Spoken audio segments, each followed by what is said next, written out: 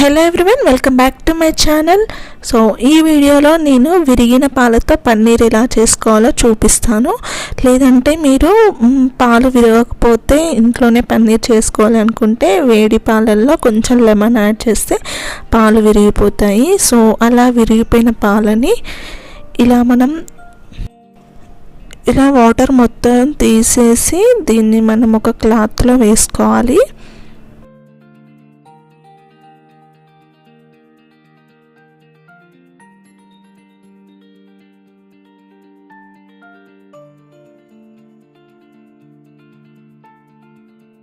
So ఇలా క్లాత్లో వేసుకొని మొత్తం వాటర్ లేకుండా వాటర్ మొత్తం ఇలా పిండాలి. సో ఇలా కొంచెం కూడా వాటర్ లేకుండా తీసుకొని దాన్ని ఒక 2 to 3 hours పాటు ఫ్రిడ్జ్లో ఉంచుకోవాలి.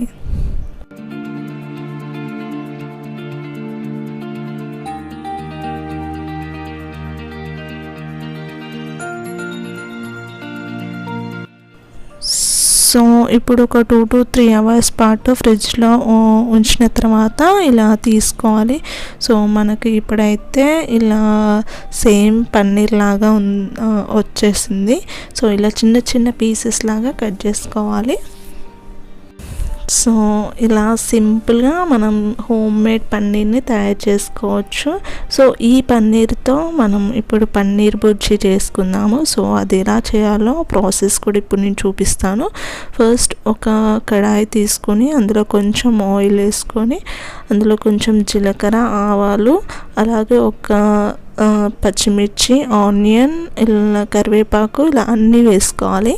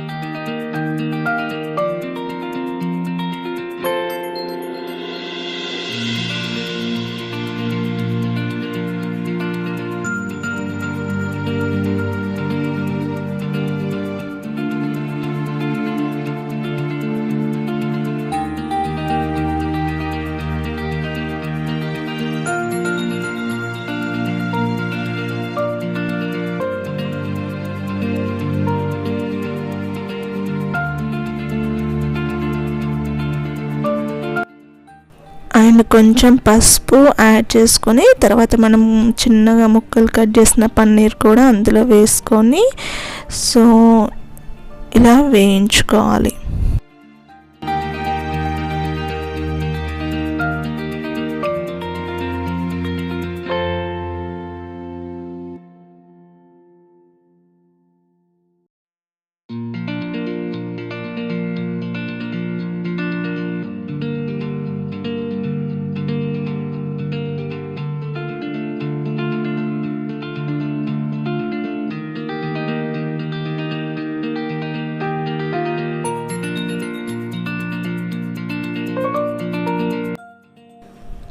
అండ్ కొంచెం కారం అండ్ సాల్ట్ కూడా వేసేసి ఆ పన్నీర్ని చాలా చిన్న చిన్న ముక్కలుగా చేసుకోవాలి.